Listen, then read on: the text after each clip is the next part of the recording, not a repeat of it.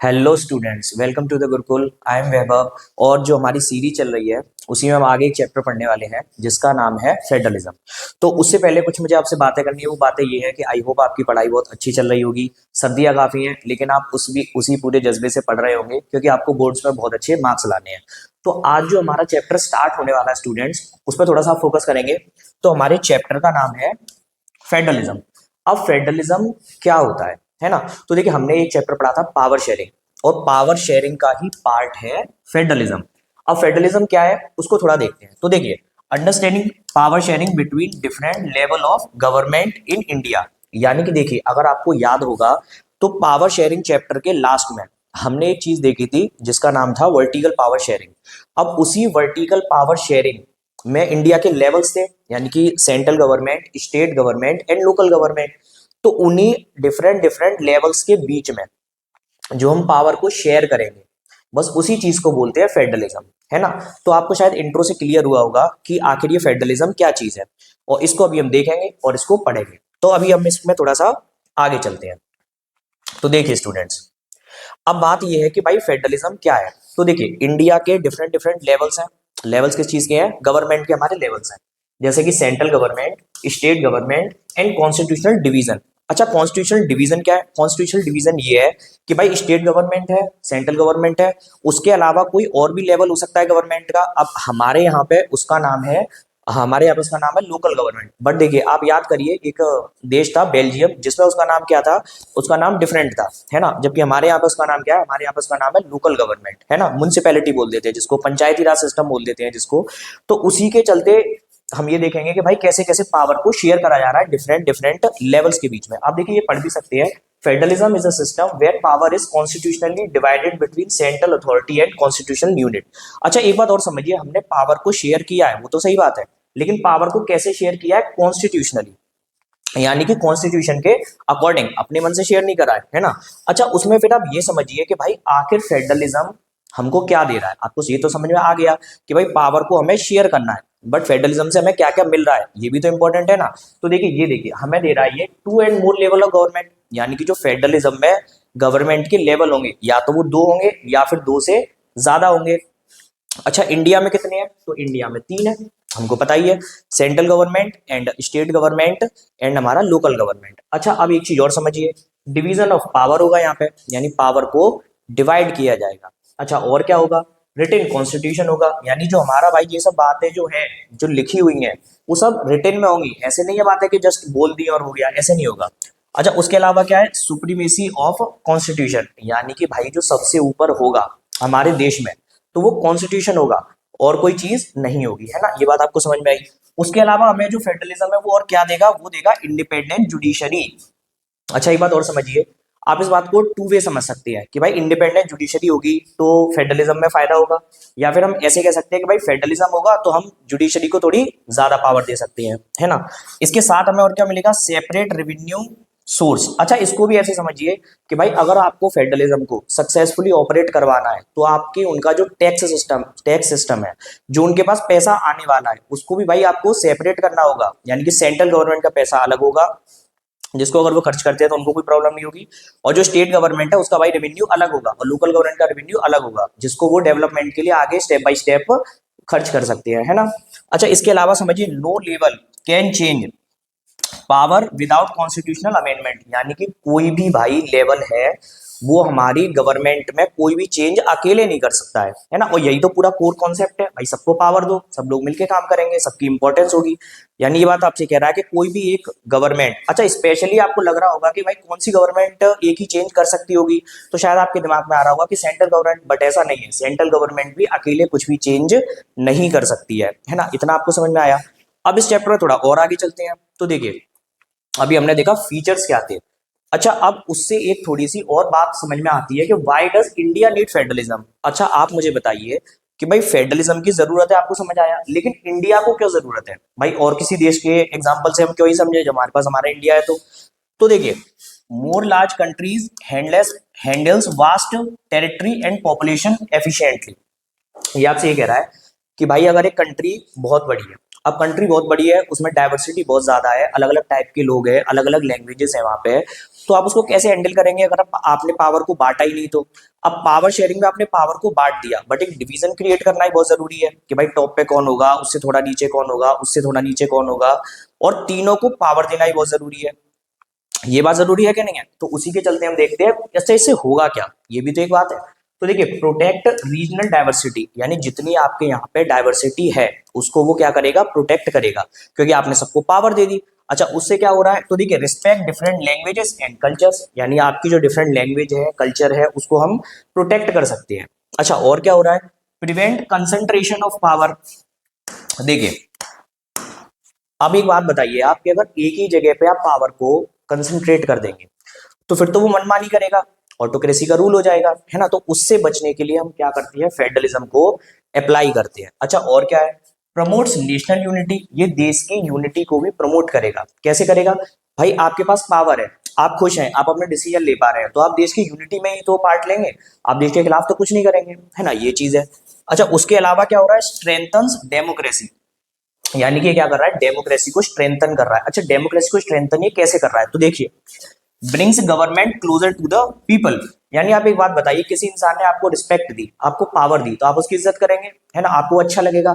और अगर आपको आपके देश की गवर्नमेंट अच्छी लगेगी तो आप बताइए कि देश ग्रो करेगा या फिर ग्रो नहीं करेगा। तो इस तरीके से ये डेमोक्रेसी को क्या करता है, स्ट्रेंथन करता है।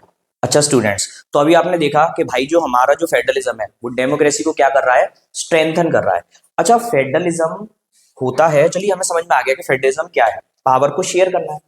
लेकिन फेडरलिज्म के कुछ टाइप भी तो होते होंगे भाई, हर एक कंट्री क्या दुनिया में एक जैसी है, तो हर एक कंट्री दुनिया में एक जैसी नहीं है, सबके अंदर कुछ अलग अलग चीजें हैं, है ना। उसके हिसाब से हमें फेडरलिज्म को भी थोड़ा डिफरेंट पार्ट में डिवाइड करना पड़ेगा। अब वो कौन से डिफरेंट पार्ट है वो देखते हैं। तो देखिए, हमारे पास जो फेडरलिज्म के टाइप्स है स्टूडेंट्स, टाइप्स ऑफ फेडरलिज्म, तो फेडरलिज्म हमारे पास दो टाइप का है। कितने टाइप का है, दो टाइप का है। एक होता है हमारे पास कमिंग टुगेदर, और एक होता है स्टूडेंट्स हमारे पास होल्डिंग टुगेदर। अच्छा, अब इसका क्या मतलब है, तो देखिए, बहुत सारी जगह ऐसी हैं जहां पे स्टेट, इंडिपेंडेंट स्टेट, छोटी छोटी टेरिटरीज पहले से एग्जिस्ट करती थी, प्री एग्जिस्टिंग थी वो, बट उन्होंने क्या करा भाई, अपने आप को बचाने के लिए, देखिए छोटी छोटी टेरिटरी है तो कोई भी बड़ा देश आएगा उस पर अटैक करेगा, है ना, उसकी जो सेफ्टी है, जो पीपल्स की सेफ्टी है वो खतरे में आएगी। अब उससे बचने के लिए उन्होंने क्या करा कि भाई हम सब मिल जाते हैं और अपने आप को एक बड़ी कंट्री बना लेते हैं, है ना, तो उसके बाद जितने भी अटैक्स होने वाले हैं उनको वो आसानी से रोक सकते हैं। तो उस टाइप का जो फेडरलिज्म होता है उसको हम बोलते हैं students coming together. Independent states unite voluntarily, अब वॉलेंटरली का मतलब है कि वो अपने आप आए, है ना, उनको किसी ने बुलाया नहीं। अच्छा, इसके बाद है equal power distribution to the states. अब आप एक बात बहुत ध्यान से समझिए कि अगर चार लोग मिलकर किसी काम को स्टार्ट कर रहे हैं, है ना, सपोज उनका स्टार्टअप है, तो उनका शेयर भी तो एक तरीके से बराबर ही होगा, यानी उनके पास पावर बराबर होगी, वो बराबरी की बात रखेंगे और अपने आप को ग्रो करवाएंगे, यही होगा ना, तो यहाँ पे भी यही है। अच्छा, इसके एग्जाम्पल क्या है, यूएसए है, ऑस्ट्रेलिया है, स्विट्जरलैंड है, ये कुछ ऐसे देश हैं जो कि हमारे कमिंग टुगेदर फेडरेशन के या फेडरलिज्म के हमारे टाइप है। अच्छा, इसका अपोजिट क्या होगा, अब तक शायद आप समझ गए होंगे, अपोजिट होगा हमारा होल्डिंग टुगेदर, यानी यहाँ पे वन लार्ज कंट्री पहले से एग्जिस्ट कर रही है। अब आपने क्या करा है भाई, बहुत बड़ी कंट्री है, अब उसके अंदर अलग अलग डाइवर्सिटी है, तो उसको आप क्या करेंगे भाई, सबको बांध के रखने के लिए आप छोटे छोटे पार्ट्स में डिवाइड करेंगे, उनको डिवाइड करेंगे, उनको थोड़ी थोड़ी पावर देंगे, और पावर देंगे जिससे एक जो फंक्शन है वो स्मूथली चल पाएगा। सबको भाई पावर दोगे आप, है ना, जैसे central government stronger, example India. अच्छा, इसमें एक बात है, वैसे तो हम फेडरलिज्म में कहते हैं कि भाई सेंट्रल से पावर लेके आपने स्टेट को दे दी, बट फिर भी जो हमारी होल्डिंग टुगेदर वाली कंट्रीज होती हैं उनमें सेंट्रल के पास थोड़ी सी पावर ज्यादा होती है। इसका एग्जाम्पल है इंडिया, और ये सब आप जानते हैं कि भाई हमारे पास जो सेंट्रल गवर्नमेंट है उस पर पावर थोड़ी सी ज्यादा है। अच्छा, आगे आप इसको समझेंगे तो फेडरल सिस्टम इन इंडिया, तो इंडिया में जो फेडरल सिस्टम है वो किस टाइप का है, तो आप देखिए यूनियन गवर्नमेंट होती है हमारे यहाँ, स्टेट होती है और लोकल गवर्नमेंट होती है, यही है। अच्छा, इसमें आप ये देखिए कि हमारा फेडरल स्ट्रक्चर क्या है, ये एक इंपॉर्टेंट बात है। देखिए, India follows holding together federation, यानी हम जो फॉलो करते हैं सिस्टम फेडरलिज्म का वो है होल्डिंग टुगेदर, ना कि कमिंग टुगेदर। कमिंग टुगेदर का कौन सा था, कमिंग टुगेदर का था स्विट्जरलैंड, कमिंग टुगेदर का था यूएसए, है ना, बट इंडिया कैसा, holding together. Describe with the union of state, यानी हम इंडिया को कैसे डिस्क्राइब करते हैं, यूनियन ऑफ स्टेट्स, ना कि हम ये बोलते हैं कि ग्रुप्स ऑफ स्टेट। अगर आपको थोड़ी भी कॉन्स्टिट्यूशन की नॉलेज होगी तो उसमें जो वर्ड यूज किया है इंडिया के लिए वो है यूनियन ऑफ स्टेट्स। अच्छा, इसके बाद क्या है, पावर शेयर्ड एट 3 लेवल, यानी हमारे यहाँ भाई जो पावर शेयर करी गई है वो 3 लेवल्स में की गई है, सेंट्रल लेवल, स्टेट लेवल और लोकल लेवल, है ना। अभी इन चीजों को काफी डिटेल में भी देखेंगे। अच्छा, उसके बाद आप ये समझिए स्टूडेंट्स कि कॉन्स्टिट्यूशनल स्टेटस क्या है ना, हमारा ये सिस्टम चल रहा है उसका भाई कॉन्स्टिट्यूशनल स्टेटस क्या है। तो देखिए all 3 tears have constitutional recognition, यानी तीनों को भाई कॉन्स्टिट्यूशन में रिकॉग्नाइज किया गया है, उनके अलग अलग चीजों को डिस्क्राइब किया गया है ना। सिर्फ बोल के कह दिया ऐसी कोई बात नहीं है, सब कुछ रिटन में है। अच्छा, each level has independent power, power drive from constitution. अच्छा, सबके पास अपनी अपनी पावर है और वो पावर उनको मिल कैसे रही है, तो कॉन्स्टिट्यूशन से मिल रही है। आपको पता है कॉन्स्टिट्यूशन सुप्रीम है हमारे यहाँ, है ना। तो अब आपको ये समझ में आ रहा होगा कि भाई इंडिया का फेडरल सिस्टम किस टाइप का है। और सबसे बड़ी बात, इंडिया के फेडरल सिस्टम में 3 हमारे जो मेजर पार्ट है। अब उन मेजर पार्ट को थोड़ा डिटेल में देखते हैं। देखिए, सबसे पहला है हमारी स्टेट गवर्नमेंट। कौन सा है, स्टेट गवर्नमेंट, सॉरी स्टेट नहीं, हाँ सबसे पहला है हमारा सेंट्रल गवर्नमेंट।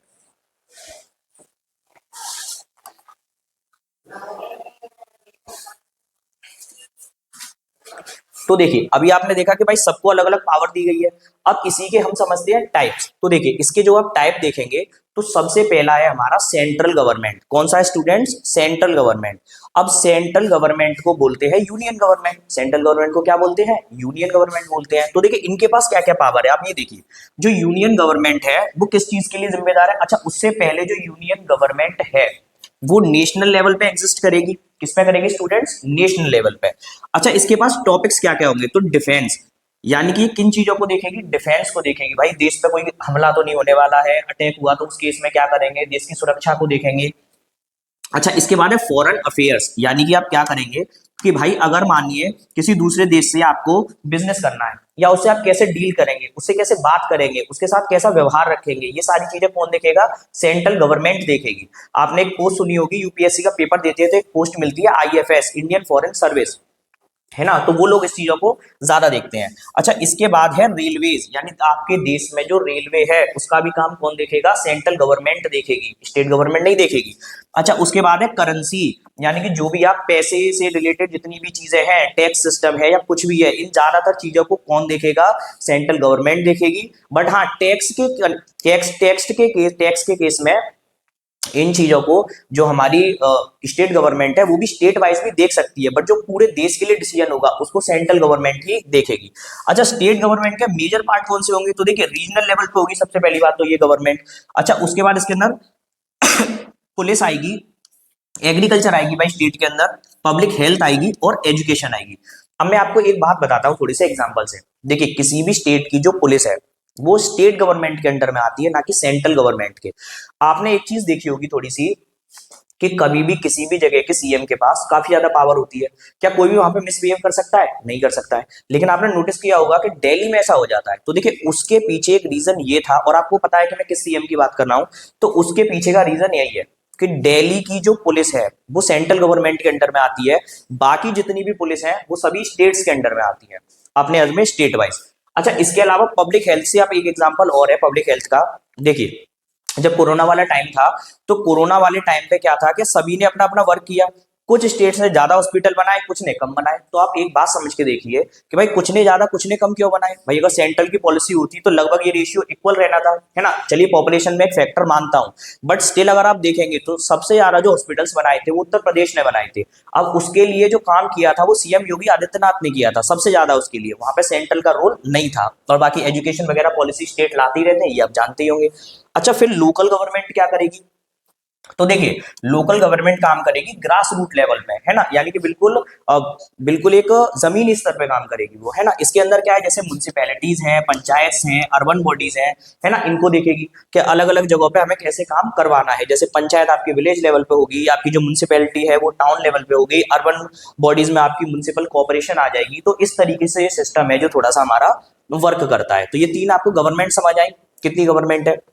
अच्छा, इसी को इनकी पावर समझने के लिए हमारे पास कुछ और भी चीजें हैं।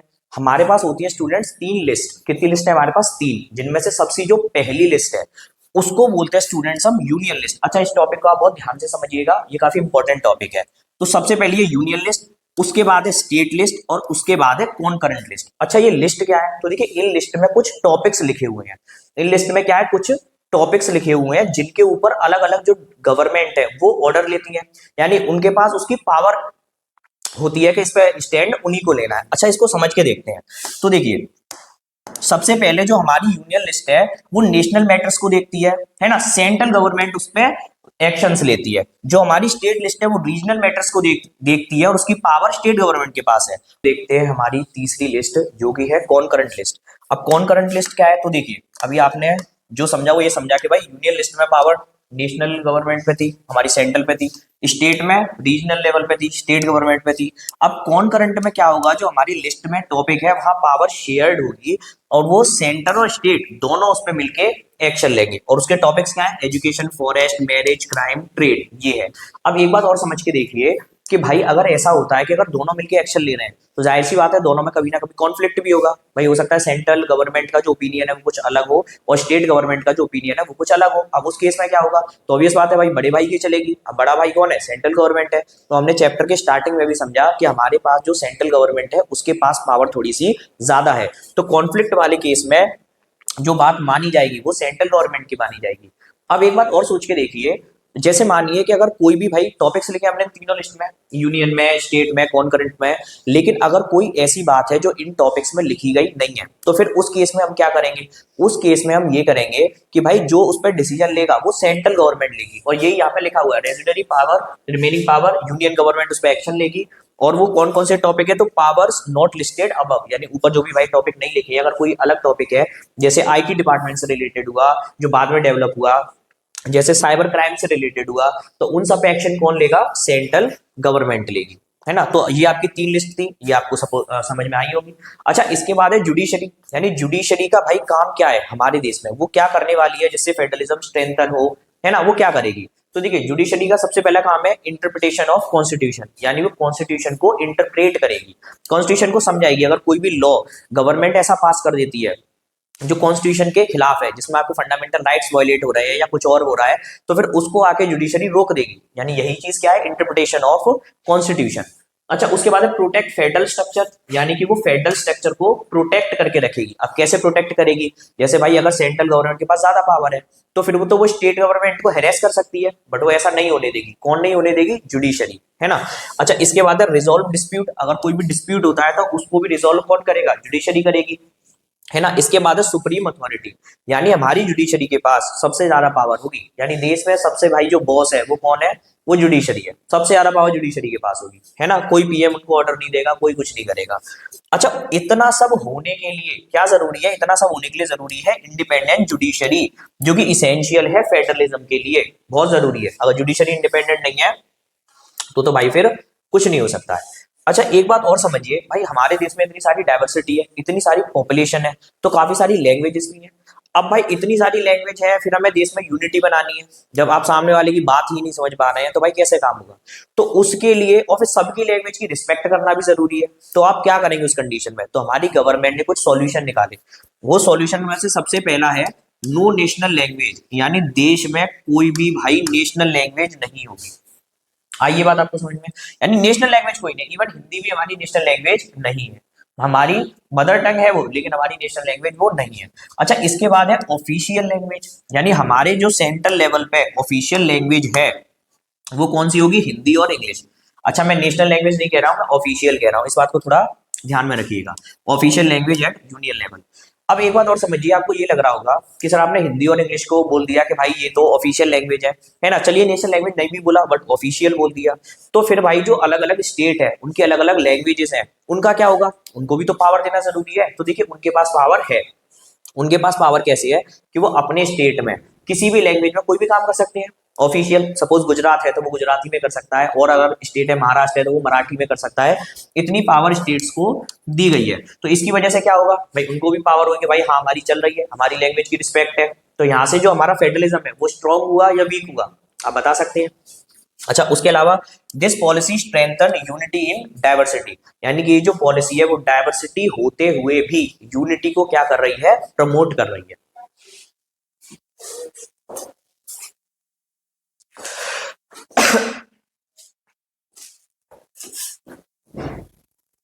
तो देखिए हमने देखा कि इस पॉलिसी से डाइवर्सिटी होते हुए भी हमारी जो यूनिटी है वो प्रमोट हो रही है। अच्छा एक बात समझिए भाई, सेंट्रल और स्टेट में रिलेशन कैसा है। आप एक बात सोचिए कि हमारा जो चैप्टर है फेडरलिज्म वो इसी बारे में है कि भाई सेंट्रल गवर्नमेंट स्टेट गवर्नमेंट, अब उनमें आपस में कैसा रिलेशन है, ये तो भाई बहुत है इंपॉर्टेंट है। तो देखिए सेंट्रल स्टेट रिलेशन क्या है। अच्छा उससे पहले एक बात समझिए, मानिए अगर सेंट्रल लेवल पे कोई गवर्नमेंट है किसी भी XYZ पार्टी की, और स्टेट गवर्नमेंट में किसी दूसरी पार्टी की गवर्नमेंट है, तो इस केस में तो भाई जो सेंट्रल गवर्नमेंट है उसको परेशान करेगी, है ना। तो ये मेंटेन करना बहुत जरूरी है, और ये मेंटेन हुआ है फेडरलिज्म आने के बाद, है ना। पहले थोड़ी सी प्रॉब्लम थी बट अभी काफी ज्यादा मेंटेन्ड है, और वो किसकी हेल्प से हुआ है, वो फेडरलिज्म से ही हुआ है।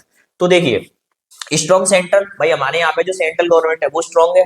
अच्छा एक बात समझिए कि क्या सेंट्रल गवर्नमेंट स्टेट को अगर हमने पावर दे दी है तो कभी भी उसको गाइड नहीं कर सकती, कभी भी कुछ नहीं कर सकती। तो वो कर सकती है, वो कब कर सकती है कि अगर भाई कोई भी नेशनल इंपॉर्टेंस का कोई टॉपिक है और अगर वहां ऐसी कोई दिक्कत आ रही है तो उस कंडीशन में भाई वो उनको गाइड कर सकते हैं। अच्छा एक कंडीशन और है, वो ऐसी कंडीशन कौन सी होगी, तो भाई देश में अगर इमरजेंसी हो गई, वॉर हो गई, पाकिस्तान से लड़ाई हो गई, है ना, तो उस केस में क्या करेंगे, आप अलग अलग CM को कॉल करेंगे या फिर अटैक करेंगे, सीधे अटैक करेंगे, है ना। देश की यूनिटी की बात है, बांग्लादेश में भी इतनी सारी चीजें चल रही हैं, तो आप क्या करेंगे, एक एक स्टेट की परमिशन लेंगे, नहीं लेंगे आप वहां पे कुछ ना कुछ एक्शन लेंगे। तो यही चीज यहाँ पे बताई गई है आपको कि भाई अगर बात जो नेशनल लेवल की किसी भी प्रॉब्लम की है तो वहां पे आपको एक्शन लेना होगा। जो आपकी पावर है वो सेंट्रल स्टेट से शिफ्ट हो जाएगी सेंट्रल पे, है ना, क्योंकि हमें देश की इंटीग्रिटी और सिक्योरिटी को बचाना है। तो ये था आपका कुछ सेंट्रल और स्टेट रिलेशन, है ना, ये आपको समझ आया होगा। अच्छा इसके बाद एक टॉपिक आता है हमारा डिसेंट्रलाइजेशन। तो डिसेंट्रलाइजेशन क्या है, तो देखिए सेंट्रलाइजेशन का मतलब है सेंट्रल को पावर देना, तो डिसेंट्रलाइजेशन क्या होगा, सेंट्रल से पावर लेना या फिर एक हायर बॉडी से पावर को लेना और उसके जो सबऑर्डिनेट्स हैं उन तक पावर को पहुंचाना। तो देखिए सेंट्रल गवर्नमेंट से पावर लेके हम देंगे स्टेट गवर्नमेंट को, और स्टेट गवर्नमेंट से पावर लेके हम देंगे लोकल गवर्नमेंट को।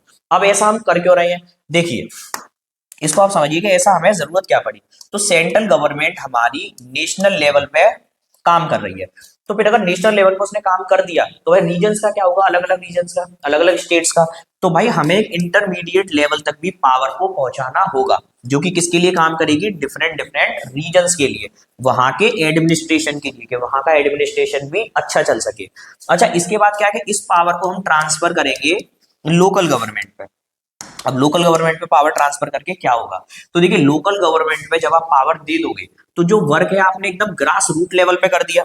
अब ग्रास रूट लेवल पे आपने कोई वर्क कर दिया तो भाई आपने बिल्कुल जमीनी लेवल तक काम पहुंचा दिया कि भाई सब लोग इस तरीके से काम करेंगे, सबको हेल्प मिल गई, यानी क्लास के वीकेस्ट स्टूडेंट तक आपने अपना टॉपिक समझा दिया, तो मतलब आपका काम हो गया। अब भाई टॉपर तो टॉप आना ही है, लेकिन आपको किसके लिए वर्क करना है, वीक स्टूडेंट के लिए। तो ऐसा कुछ है। अच्छा इसकी डेफिनेशन देखते हैं, decentralisation means transfer of power from central to state and state to local government. It is power share beyond two levels, ensure participation at grassroots level and strengthens democracy। यानी इस पूरी बात में यही बताया गया है कि भाई अगर आप पावर को ट्रांसफर कर देंगे तो ग्रास रूट लेवल तक, यानी बिल्कुल एक बेसिक लेवल तक काम हो जाएगा, और वो हो जाएगा तो फिर भाई देश में यूनिटी और ज्यादा ग्रो करेगी। अच्छा इसके बाद अगला टॉपिक है कि चलिए पावर ट्रांसफर हो रही है, लेकिन उस पावर को आप ट्रांसफर कैसे करेंगे, कॉन्स्टिट्यूशन के अकॉर्डिंग ही तो करेंगे, अपने मन से तो नहीं कर सकते।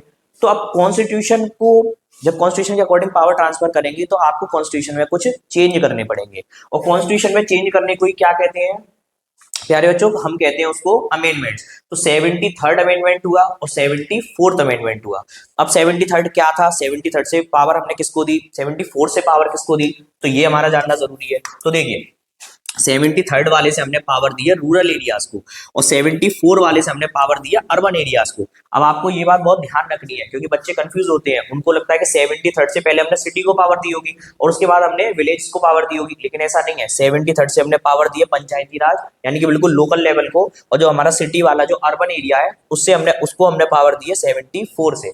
अच्छा कितने टाइप की हमारी लोकल बॉडीज है, तो देखिए पंचायत वर्क करती है विलेज लेवल पे, है ना, करती है कि नहीं करती है, और जो हमारी म्युनिसिपैलिटीज हैं वो वर्क करती है टाउन के लेवल पे, और उसके बाद जो हमारी कौन सी बची, म्युनिसिपल कॉर्पोरेशन जो वर्क करती है सिटी के लेवल पे। यहाँ पे जो आपको याद रखना है कि 73rd से रूरल और 74 से अर्बन।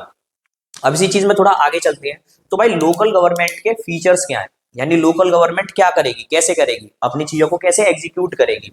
तो देखिए फीचर्स ऑफ लोकल गवर्नमेंट है डायरेक्टली इलेक्टेड रिप्रेजेंटेटिव, यानी यहाँ पे जो हमारे रिप्रेजेंटेटिव है वो डायरेक्टली इलेक्ट होंगे, है ना, प्रधान है है ना, उसी को सरपंच बोलते हैं, वार्ड मेंबर्स हैं, ये सब आएंगे इसके अंदर। अच्छा, इनका जो टेन्योर है, टेन्योर मतलब उनका टाइम पीरियड वो फिक्स होगा 5 ईयर। अब आप मुझे कमेंट में बताइए कि 6 ईयर किसका टाइम पीरियड होता है ना, देखते हैं कितने स्टूडेंट्स को पता है। अच्छा, उसके बाद इनके ये कुछ टैक्स हैं, टैक्स कलेक्ट करेंगे, ये भी मैंने आपको फेडरलिज्म के फीचर में बताया था कि सब लोग अपना अलग अलग टैक्स ले सकते हैं। इसके बाद है सेपरेट बजट, यानी इनका जो बजट है वो भी भाई डिफरेंट होगा। अब बजट डिफरेंट कैसे होगा, बजट डिफरेंट ऐसे होगा कि अगर गवर्नमेंट की तरफ से कोई पैसा आता है इनके लिए तो भाई वो सबको बांटा जाएगा, लोकल गवर्नमेंट को भी बांटा जाएगा।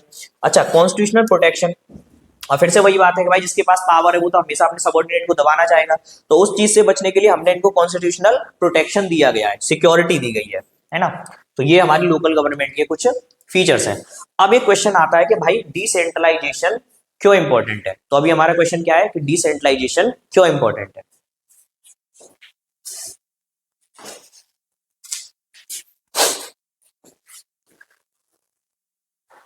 हाँ तो स्टूडेंट्स, डिसेंट्रलाइजेशन क्यों इंपॉर्टेंट है इस चीज को देखते हैं।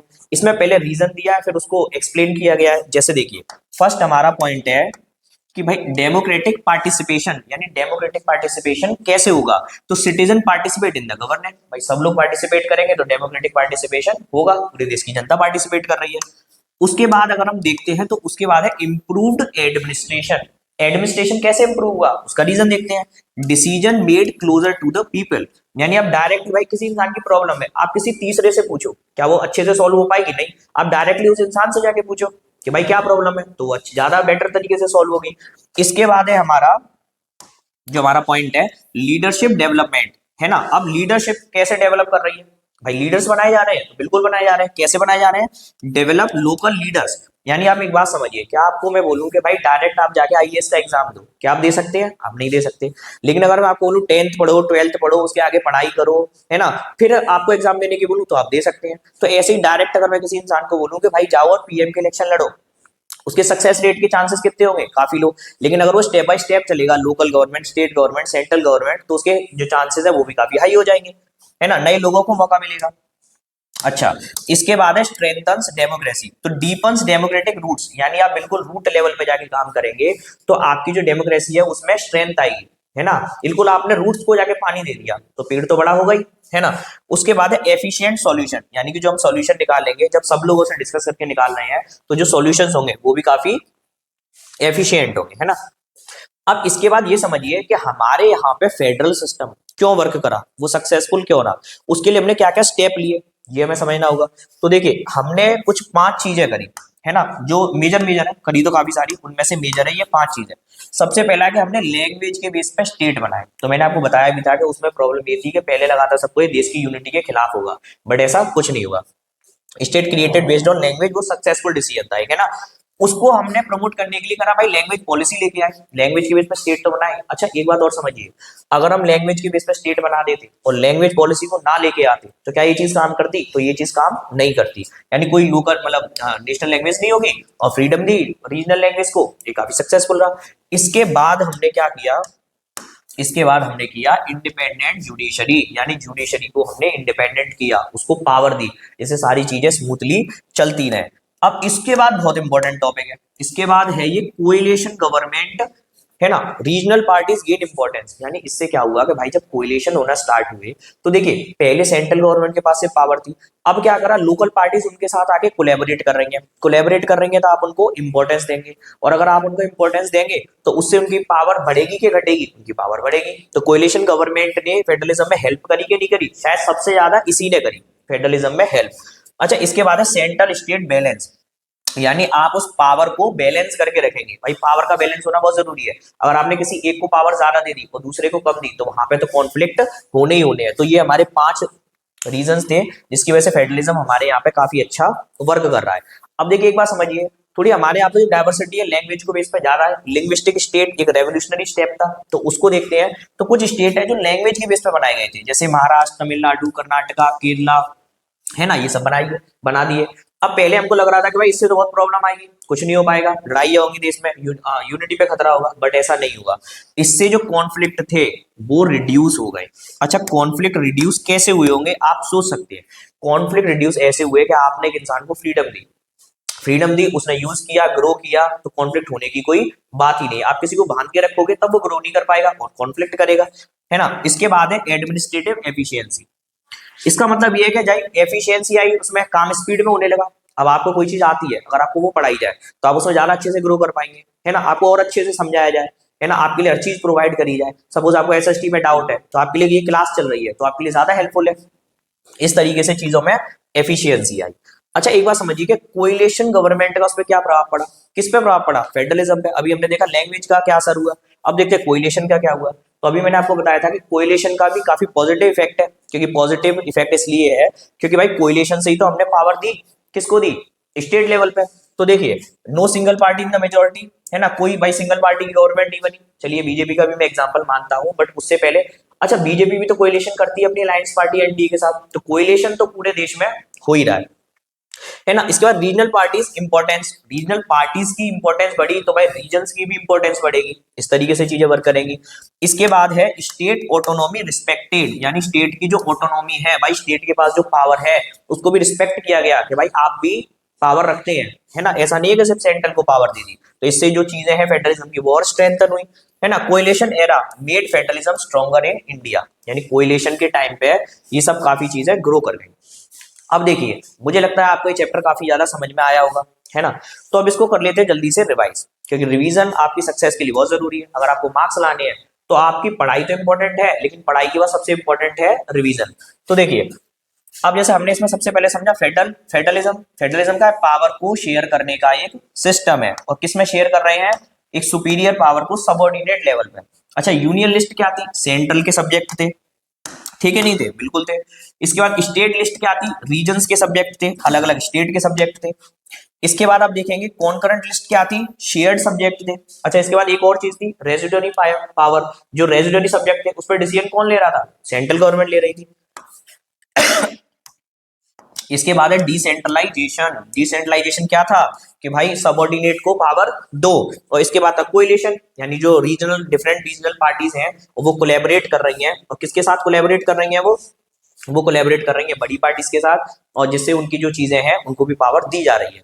तो देखिए ये था आपका एक चैप्टर। तो power is shared between central and state, protect diversity, यानी इससे क्या हो रहा है, डाइवर्सिटी प्रोटेक्ट हो रही है। स्ट्रेंथन इंडियन डेमोक्रेसी, यानी इंडिया की जो डेमोक्रेसी है उसको भी स्ट्रेंथ मिल रही है। अच्छा देखिए स्टूडेंट, तो ये तो था आपका चैप्टर। अब आई होप आपको ये समझ में आया भी होगा। हमने इसमें बहुत सारी चीजें पढ़ी, क्या क्या पढ़ा हमने, फेडरलिज्म पढ़ा, फिर पावर को कैसे शेयर किया, डिसेंट्रलाइजेशन क्या था, लैंग्वेज पॉलिसी लेके आए, कोएलिशन का क्या प्रभाव पड़ा, ये सारी चीजें हमने पढ़ी, है ना। तो आपको ये समझ में तो आ ही गया होगा। इसको आप और प्रैक्टिस करेंगे। अच्छा प्रैक्टिस कैसे करेंगे, एक स्टूडेंट ने बहुत अच्छा सजेशन दिया था कि सर आप इसमें प्रैक्टिस क्वेश्चन भी ऐड करिए। तो देखिए अब जो पुरानी वीडियोस है जिनमें प्रैक्टिस क्वेश्चन नहीं है, तो उसका एक सॉल्यूशन ये है कि आप जब उस वीडियो पे दोबारा क्लिक करेंगे तो डिस्क्रिप्शन में आपको उस जो स्लाइड्स है उसकी भी पीडीएफ मिल जाएगी, प्लस प्रैक्टिस क्वेश्चन की भी पीडीएफ आपको वहां पे मिल जाएगी, आप जब आगे जाके इसको देखेंगे। और साथ के साथ इस चैप्टर के भी practice question with solution, MCQs, very short, PYQs वगैरह सब कुछ आपको वहां पे मिल जाएगा। तो उससे आप अपनी प्रैक्टिस को और ज्यादा बढ़ाएं और बहुत अच्छे मार्क्स गेन करें, और हमारा काम है आपकी हेल्प करना। Thank you student, thank you very much.